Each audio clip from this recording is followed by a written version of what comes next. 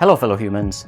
The psychopathic, narcissist, fascist former president is going to be back in office. This is not a news channel, and normally I do not do commentary on specific events. In these video essays, I have been commenting on issues that I believe are fundamental for society, issues that transcend elections. I created a visual model for how I think capitalism looks like to keep my mind above the water, to focus on what really matters. Harris lost the election because she did not focus on what really matters. It is as simple as that. Trump won the election because he focused on a subset of what really matters, the psychology of the people, which includes raw emotion, cognitive biases, and half-baked thinking. So, what does really matter? Personal identity is not a deep metaphysical fact, but rather a matter of psychological continuity and connectedness. For the purpose of living a human life, there's no need for a permanent, unchanging self. Instead, personal identity is a matter of overlapping psychological features over time. What really matters in survival is psychological continuity. This is the view of philosopher Derek Parfit. Parfit argues that personal identity is based on the continuity of psychological characteristics over time, like memories, personality, and reasoning. This continuity is the degree to which a person's psychological features, such as memories, intentions, beliefs, are connected to those of their past self. Personal identity is also based on psychological connectedness, which is the direct relationship between a person's mental states at different times. When we remember something today which connects us mentally to our past self, we are creating a bridge in time. This bridge is part of our identity. If we think of personal identity in this way, we can understand easier why issues such as gender, patriotism, pride, freedom of speech, social status, race can be linked directly to identity. There's nothing else more fundamental to the construction of a human being than the shape and form of personal identity. This is why all politics must recognize the importance of identities. The critical aspect of identity politics is that if it is done poorly, it can have significant backlash in society. We'll have Proud Boys reacting to Black Lives Matter, Oath Keepers reacting to marriage equality, Patriot Front reacting to immigrants. Their personal identities have collided with the identities of other groups. Their underlying emotions are about a deep sense of pride, a subservient form of self-esteem, a dependence on the effect of anger. Again, it is about psychology. A bad way to do identity politics is to recognize the oppression suffered by some groups while ignoring the sentiments of other groups. Invariably, when sentiments of large groups of humans are ignored, they will react. They will demand their rights. They will demand their identities to be recognized. They will punish politicians in elections. They will destroy property. They will feel entitled to display their emotions for all of us to see. Creating hierarchies of attention about identities leads to hierarchies of frustration, social tension between groups, polarization, and often violence. It leads to fascism. The political left continues to make this mistake. The left continues to talk about identity without proper context, without focusing on the most fundamental ideas that apply to all identity groups. These ideas have rarely to do with how the psychological continuity and connectedness function inside each person. These ideas are about the rules of society, the definition of capitalism, the material conditions of living, the well-being of each member of society. They are about wealth and income inequality, equal pay for equal work, having equal opportunity to get to prosperity, having equal access to public service regardless of social status, having minimum standards for well-being that apply to everyone, having affordable housing, having job security. Identity matters a lot. It must be central to all policies, but it can never arrive alone. An equality politics is a much better strategy to recognize both the importance of personal identity and the fact that humans live in a society and are endowed with equal rights. Egalitarianism recognizes natural differences between individuals, profound connection and interdependence between humans, and the importance of linking the past with the future. Egalitarianism allows for nuance between identities and groups, legacy of the past, and visions for the future. Most importantly, if personal identities were built on egalitarian principles, then it will be much easier to focus our attention on personal growth rather than envy, hate, or distrust of the other. Perception of freedom. It will be some time until culture will accept the scientific origins of personal freedom. I'm talking about free will, which is the basis of how we talk about freedom in common language. I am free to speak my mind. I am free to move my body. I am free to decide to watch a movie or walk my dog. I am free to vote for whomever I want. We are told how to relate to the idea of freedom through our culture. Individualistic cultures such as Europe and North America put a strong emphasis on the responsibility of individuals for their own lives. We each possess the same ability to manage our own fate. In collectivist cultures such as many Asian countries, it is society that bears the responsibility for building the fate of its members. When the two different cultures interact, it is quite delightful to watch how we all get lost in translation. Whether we actually have free will or not, I strongly believe that we do not, in the scientific sense.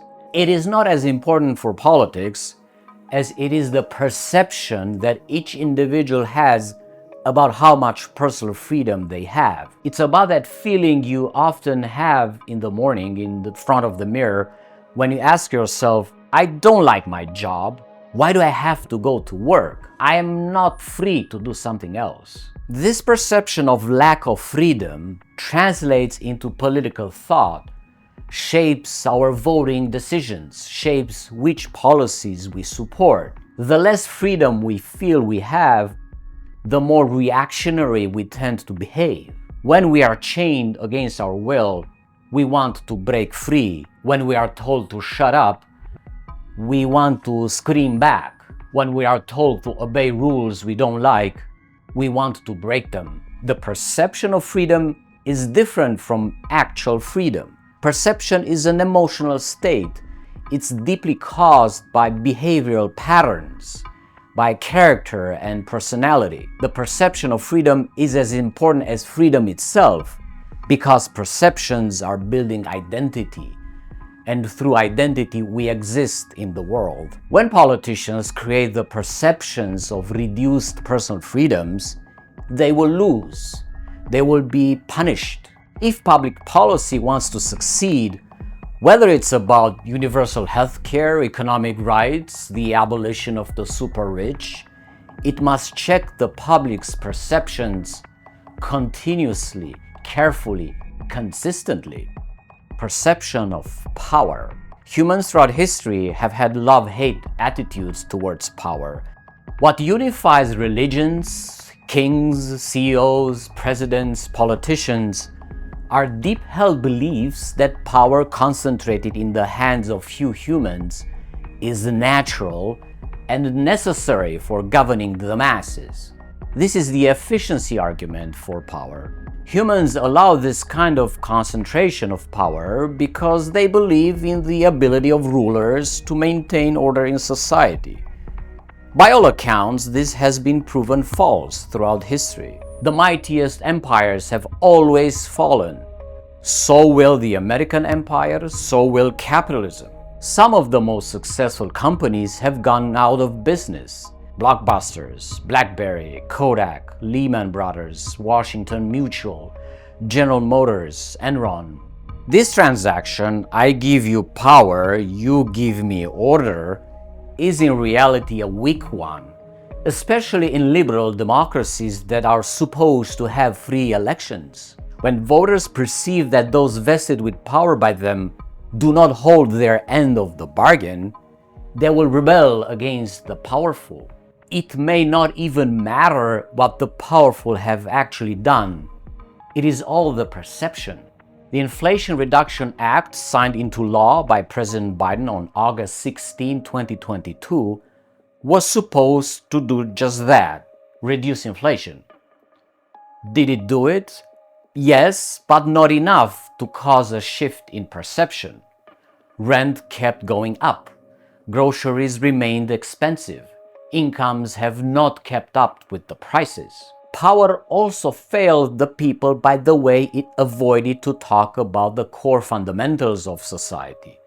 Insane wealth inequality, insane levels of anxiety in regards to job security, the genocide in Gaza, natural disasters. Power has also failed to maintain legitimacy by not delivering on promises and by not listening to the actual demands of citizens. Concentrated power will always fail when it does not manage perceptions properly. Rest assured, the new administration will also have its massive streak of failures. Perception of property. Americans love their property to death.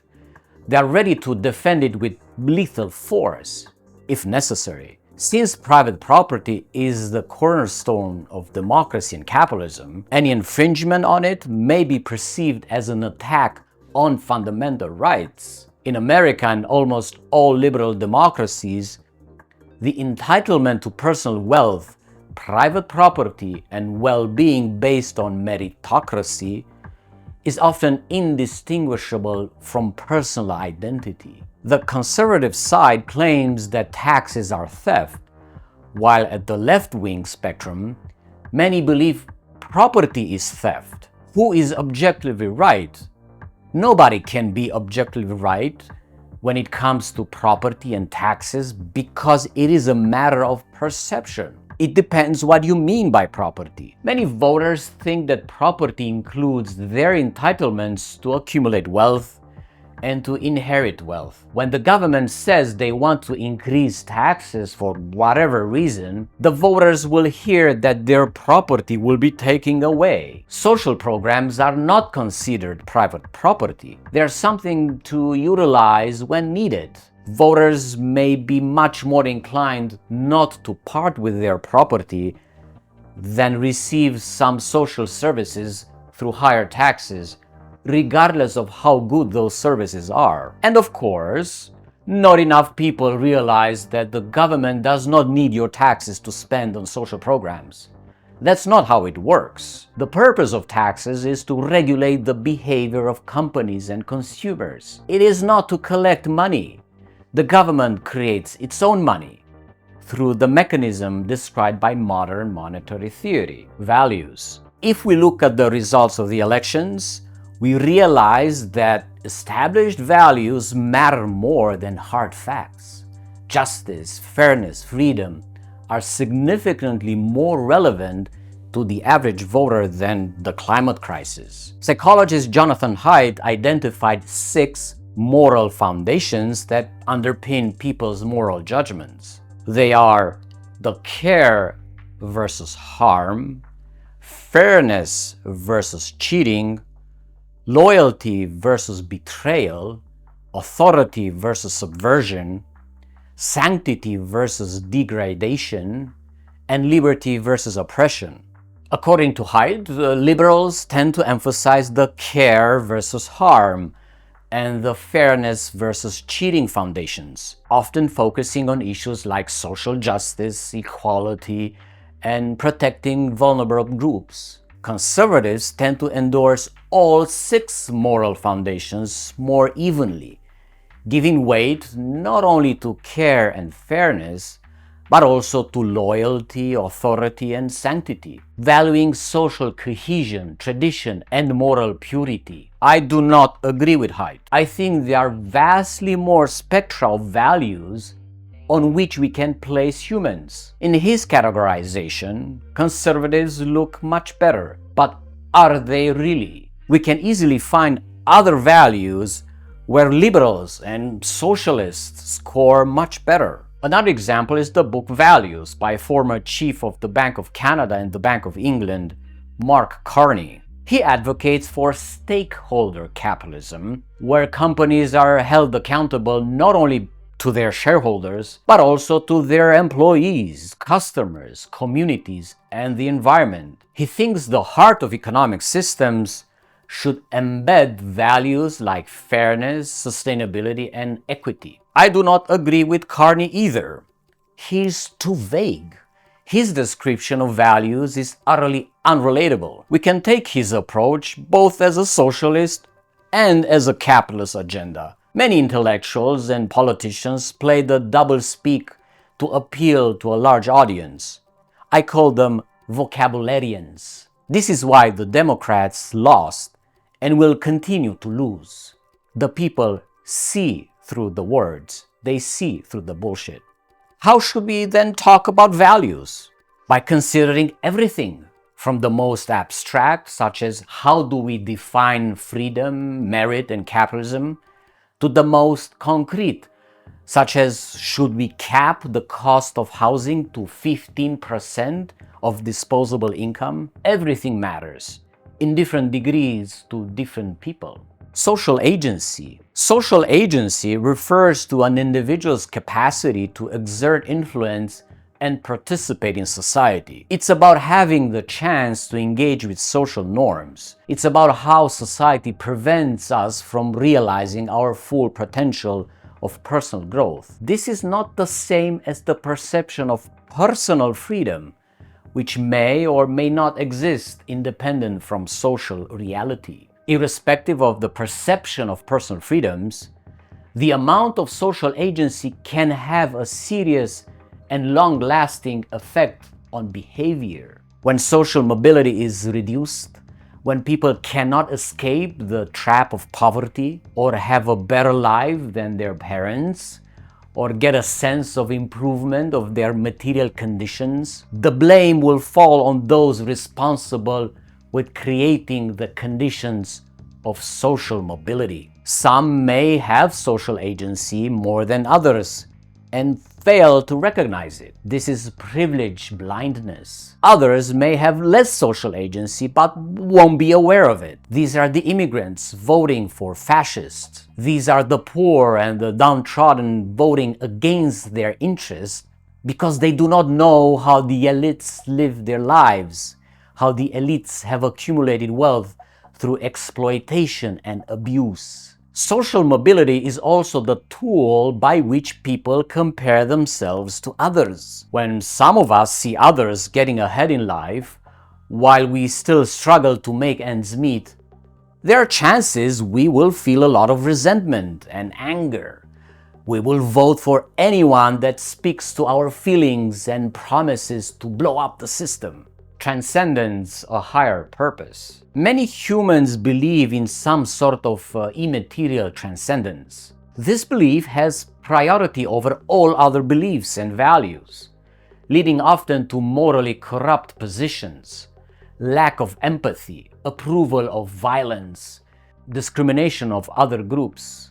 A wrongly conceived notion of transcendence makes some humans accept the suffering of others in real life.